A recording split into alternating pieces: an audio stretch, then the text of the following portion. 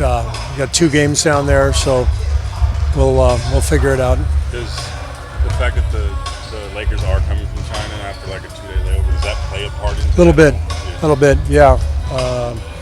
So we're going to talk on the plane. Coaching staff will talk on the plane and probably pull a couple of players aside, see how they're feeling, see what they want to do.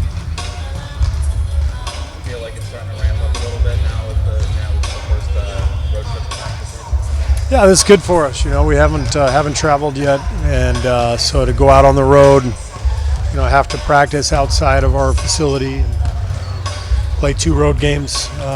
It's good preparation. Anybody go today that hasn't known it yet? Any new faces on the court? No, Alec still out. Looney, Smiley, all sat out today. What have you thought of what Eric Pascal is giving you so far, playing meaningful minutes? Eric? Yeah. Really excited about Eric. Just the strength and the explosiveness. He may be undersized from a height standpoint, but he's got long arms, so he makes up for some of that. And to me, he fits right in.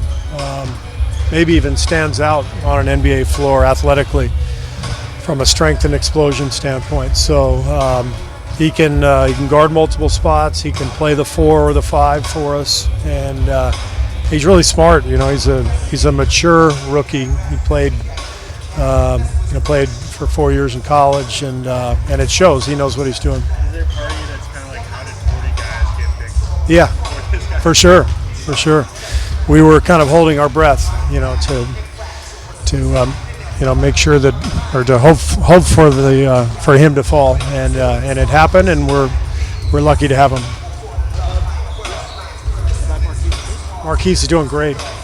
Probably been, I would say, the surprise of camp.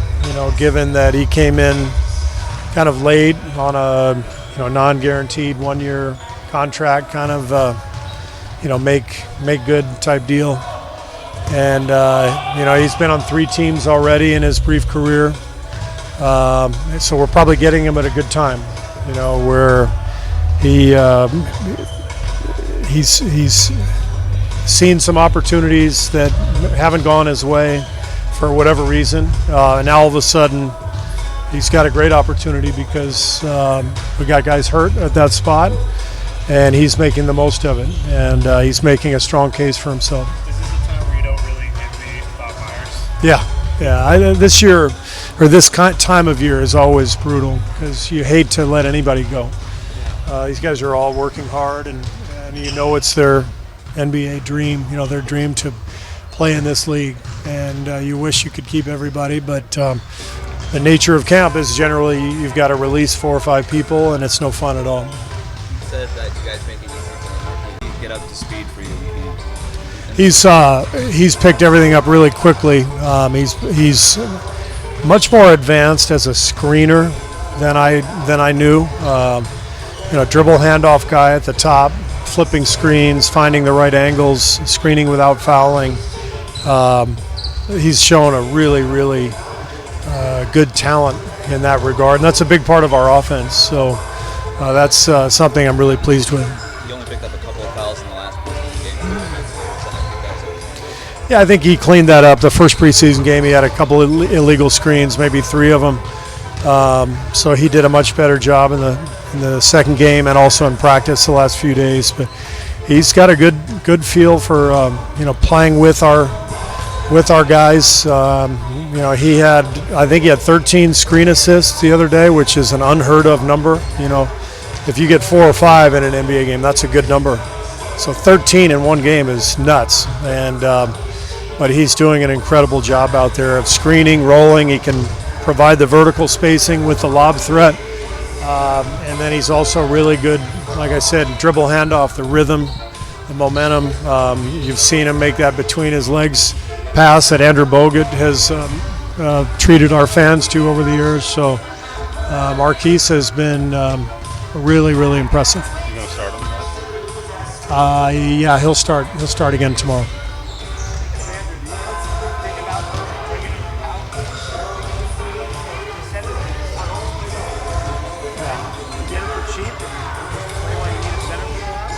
No, he's under contract with the Sydney Kings in the NBL, and he's very happy there. And so there was never any discussion about him coming over. And you know, what happened last year happened after his season ended in Sydney. There seems to be two schools of thought on Steph. One being that so much attention on him that it'll be harder for him than people think. And the other being that he's Steph, so it won't matter. Yeah. In your mind, expectations maybe, but what are you looking for to get from him this year, outside from the usual? Just the usual. You know, I'm not looking for anything different than what he's done for 5 years, but what he's done is pretty special. You know, two MVPs and a perennial top 5 player.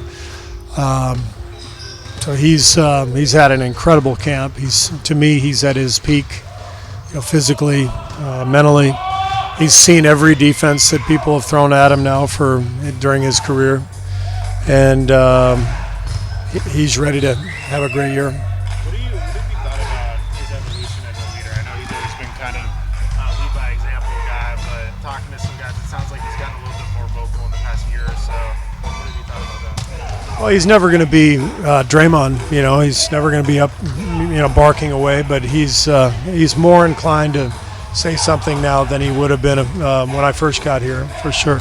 And I think with this team, especially, you know, Steph's smart. I mean, he realizes what we've lost the last couple of years from a veteran leadership standpoint. Excuse me. So he understands he's got more responsibility in that regard now. Steve, why do you think he's at his peak right now?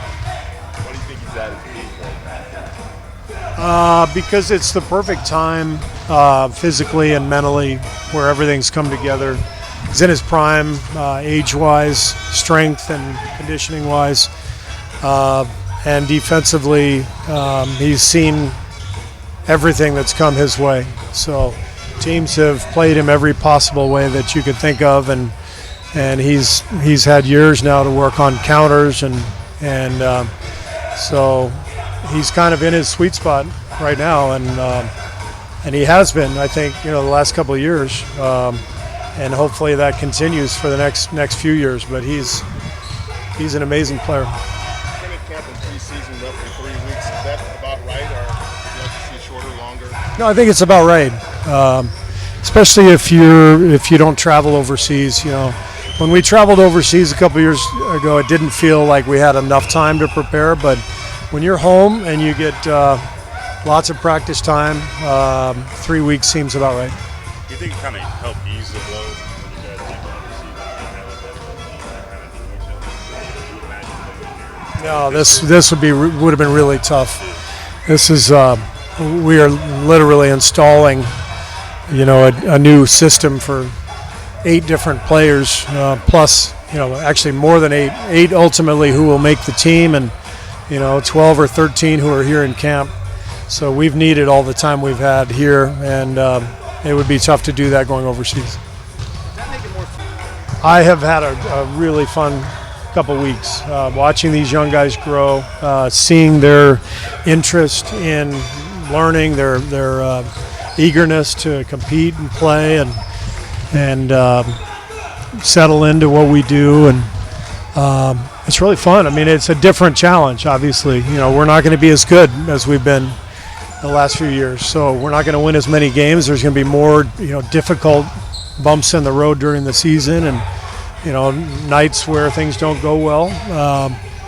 But the flip side of that is that we get to watch this team grow and help it grow. And I think our fans would appreciate the exact same dynamic. You know, they've kind of known our team the last few years. This is going to be a new team, and we're going to look much different in January than we do now, and hopefully, you know, even more different in March and April. So I think it's a different process, and it's an exciting one. Thanks. Thanks.